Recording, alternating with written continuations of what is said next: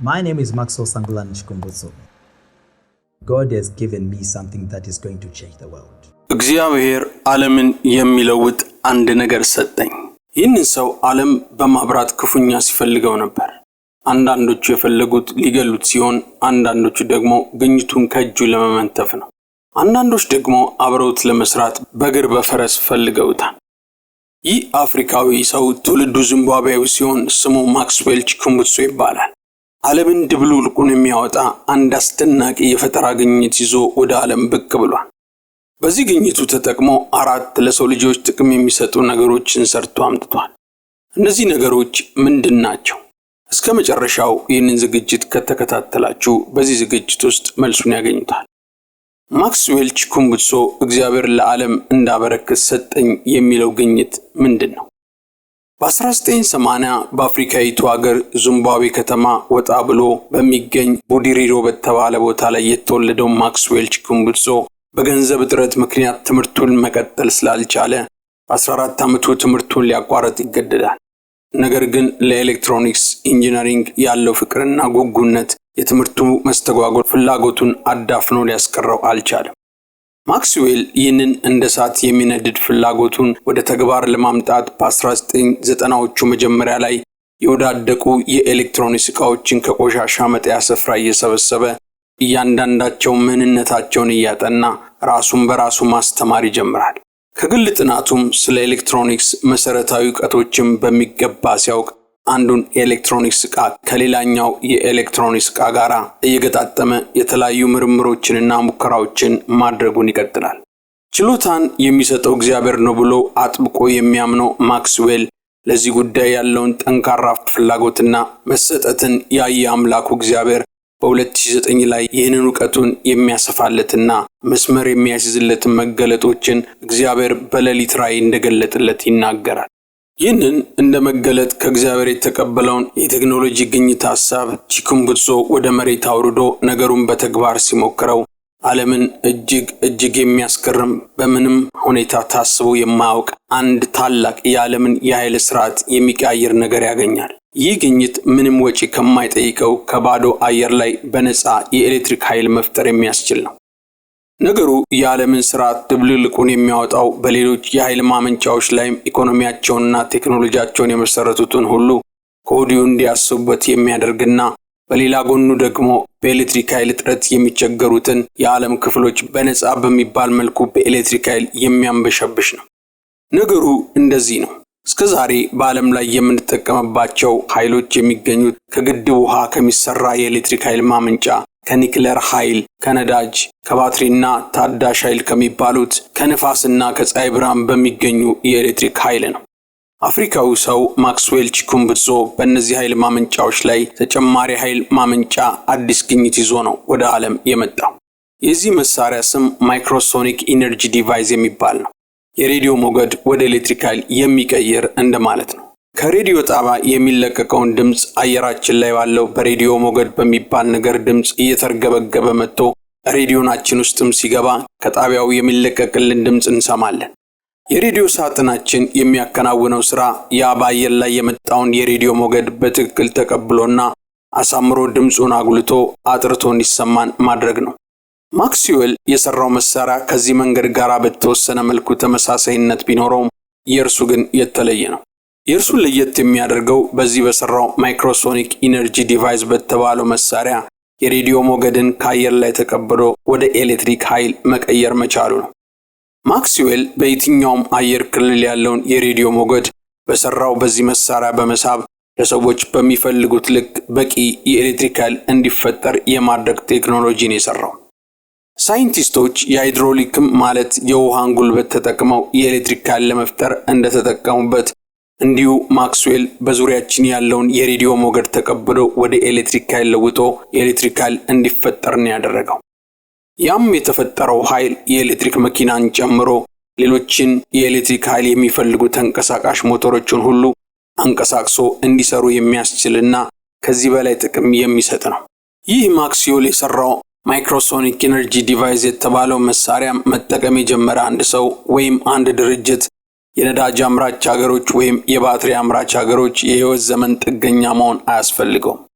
የሚያስፈልገው አፍሪካዊ ማክስዌል የፈጠረው የኤሌክትሮኒክ ሞገድን ከአየር ላይ በማግኘት ስቦ ኤሌክትሪክ የሚያመርት ችሎታ ያለውን ቦክስ አንድ ጊዜ መግዛት ብቻ ነው።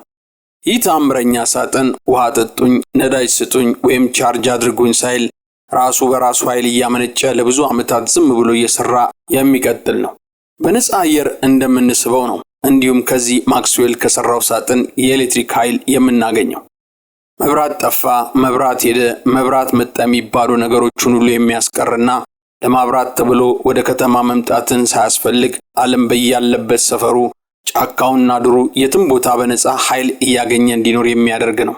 ይህ ቴክኖሎጂ ከኃይል ማመንጨት ጋር የተያያዙ ጦርነቶችን የሚያስቀርና አሁን በትንታኔ ሊጨርሰው የማልችለውን አዲስ ዓለምን ስርዓት የሚፈጥር ቴክኖሎጂ ነው የሚሆነው።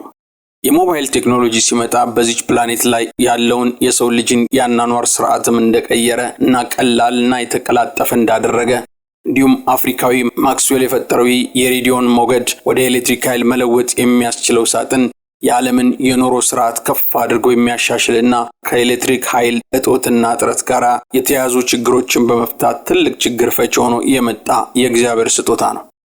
ታዲያ ነገሩን ለማክስዌል እግዚአብሔር በሌሊት ራእይ ሲያበራለት ማክስዌል ይህንን ሐሳብ መሬት አውርዶ በስራ ላይ ለማዋል ያደጉ አገሮችን ባለሙያዎችን ለማማከርና ወደ ተግባር ለማምጣት ወደ አሜሪካ ያቀናል።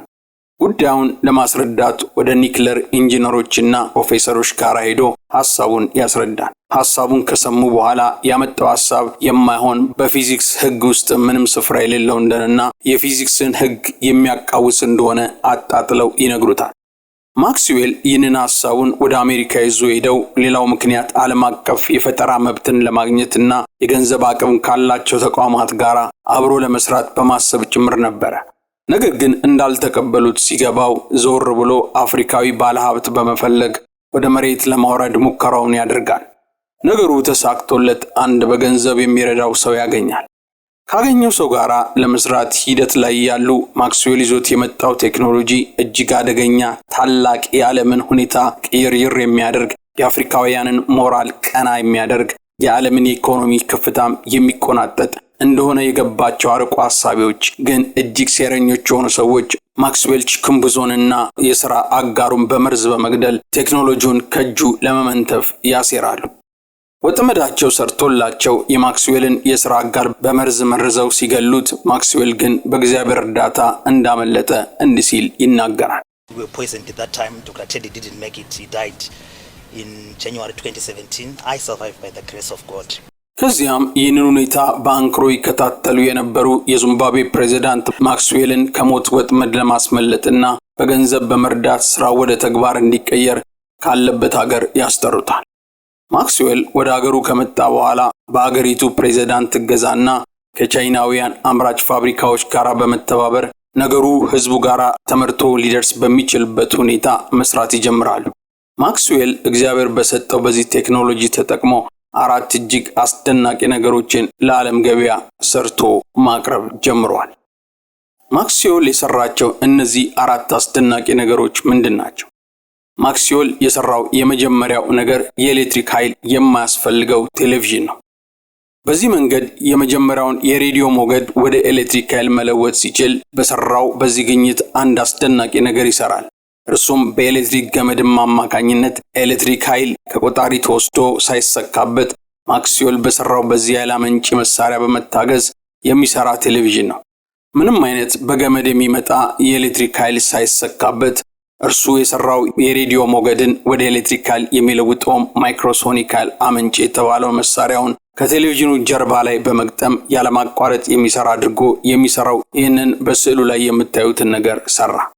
ይህ ማለት ወደፊት ማክስዌል ከቴሌቪዥን አምራች ሀገሮች ጋር ተዋውሎ ነገሩ ከሰመረለትና የእርሱን ይህንን ቴክኖሎጂ እየገጠሙ የሚያመርቱ ከሆነ ወደፊት በዓለም ገበያ ላይ የምናገኛቸው ቴሌቪዥኖች የኤሌክትሪክ ኃይል ሳይሰካላቸው እንዲህ ዝም ብለው ሳያቋርጡ የሚሰሩ ይሆናሉ ማለት ነው። ሁለተኛ ማክስዌል የሰራው ግሪን ፓወርድ የሚባል ማሽን ነው። የኤሌክትሪክ ኃይል አመንጪ ቤት እንደማለት ነው። ይህ በምስሉ ላይ የምታዩት ቤት ችክምቡዞ በሁለተኛ ደረጃ የሰራው ኃይል አመንጪ ቤት ነው። ይህ ማሽን የተሰራው በተመሳሳይ መንገድ ማክስዌል ባገኘው የሬዲዮ ሞገድን ወደ ኤሌክትሪክ ኃይል መለወጥ በሚችለው ቴክኖሎጂ በመጠቀም ነው። ይህ ማሽን ቴሌቪዥኑ ላይ ከተገጠመው የሚለየው በሚያወጣው የኃይል መጠን ከፍታ ነው። ይህኛው ደግሞ ወደ 100 ለሚጠጉ የመኖሪያ ቤቶች የሚውል የኤሌክትሪክ ኃይል የሚያመነጭ ነው። ይህ ማሽን ወደፊት በብዛት ሲመረት በኤሌክትሪክ ኃይል እጦት ለምትንገላታው አፍሪካ ለገጠር ለከተማ ሁሉ መፍትሄ የሚያመጣ ይሆናል ማለት ነው። ሶስተኛውና አስደናቂው ደግሞ ማክስዌል የሰራው በዚሁ ቴክኖሎጂ ተደግፋ የምትሰራ መኪና ነው። ይቺ መኪና ካይዋይ ትባላለች። ከቻይናው ካዋይ መኪና አምራች ፋብሪካ ጋር በመተባበር ነው የተሰራችው። የተቀረውን የመኪናውን አካልና ሞተር የካያ ፋብሪካ ስራ ሲሆን መኪናው የሚጠቀመው ኃይል ግን አፍሪካዊ ቺኩምቡትሶ የሰራው ቴክኖሎጂ ነው። መኪናው ብዙ አዳዲስ ቴክኖሎጂዎች የተገጠሙለት ሲሆን በቻርጅ የሚሰሩ በኤሌክትሪክ ኃይል የሚታገዙ መኪናዎች የባትሪያቸው አቅም እንዲሄዱ የፈቀደላቸውን ያክል ብቻ ነው የሚጓዙት። ቀጣይ ጉዞ ለማድረግ ከፈለጉ ግን የግድ ኤሌክትሪክ ኃይል ላይ መሰካትና ቻርጅ ማድረግ ይጠበቅባቸዋል። ማክስዌል በሰራው በዚህ ቴክኖሎጂ የሚሰራው ይህ መኪና ግን ሳያቋርጥ ኃይሉን እያመነጨ ስለሚሰጥ መኪናው እስከሚያቆሙት ቦታ ድረስ ዝም ብሎ ነው የሚነዳው። ሌላው አስገራሚው ነገር ደግሞ ቀኑን ሙሉ መኪናውን ነድተው ማታ ወደ ቤትም ገብተው ጋራጅ ውስጥም ካቆሙት በኋላ ሌላ ጥቅም እንዲሰጥ ሆኖ ነው የተሰራው።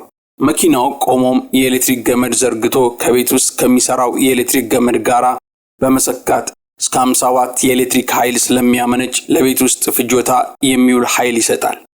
በዚህ ኃይል ተጠቅሞ ኤሌክትሪክ ለሚፈልጉ አምፖሎች፣ ፍሪጆች፣ ቴሌቪዥኖችና ለቤት ውስጥ ዕቃዎች የኤሌክትሪክ ኃይል በመስጠት በስራ ላይ እንዲውሉ ያደርጋል። የዚህ በማክስዌል ቴክኖሎጂ የሚሰራው ይህ ካያ የተባለው መኪና ሌላው አስገራሚ ነገሩ ይሄ ነው። ይሄ ደም ጥቅም ይሰጣል፣ ቆሞም ደግሞ እንደ ጄኔሬተር የኤሌክትሪክ ኃይል ያመነጫል። አንድ ሰው ይህ ከማክስዌል ቺኩምቡትሶ ጋራ በመተባበር የተሰራው ካያ የተባለው ይህ መኪናም ካለው ለቤት ውስጥ አገልግሎት በናፍጣ የሚሰራ የኤሌክትሪክ ኃይል የሚያመነጭ ጄኔሬተር መግዛት አያስፈልገውም። ምንም ነዳጅ ሳይጠይቅም ምንም አይነትም ድምጽም ሳያወጣ እንዲሁም በጭስ ምክንያት አየር ሳይበከል የተለመደው ጄኔሬተር የሚሰጠውን አይነት የኤሌክትሪክ ኃይል ሳያቋርጥ ይሰጣል። ይህ መኪና በዚህ ማይክሮሶኒክ ኃይል አመንጪ መሳሪያ የሚሰራ ስለሆነ በሰዓት እስከ 220 ኪሎ ሜትር መንዳት የሚችል ነው። የመኪናውን ዋጋ በዓለም ላይ እየተሸጡ ካሉ የኤሌክትሪክ መኪናዎች ጋር ሲወዳደር በጣም ቅናሽ እንደሆነ ማክስዌል ቺኩምቡትሶ ይናገራል። በሚሰጠው ጥቅም የትየሌለነት ስንደነቅ የዋጋው ማነሱ ደግሞ ሌላው የዓለምን የመኪና ፍላጎት የሚያረካበት አስገራሚ ጎኑ ነው። በተለይ በማደግ ላይ ላሉ ሀገሮች ዋጋቸው የማይቀመሰውን ውድ የሆኑትን የኤሌክትሪክ መኪናዎች በቀላሉ እንዲያገኝ የሚያስችል ነው።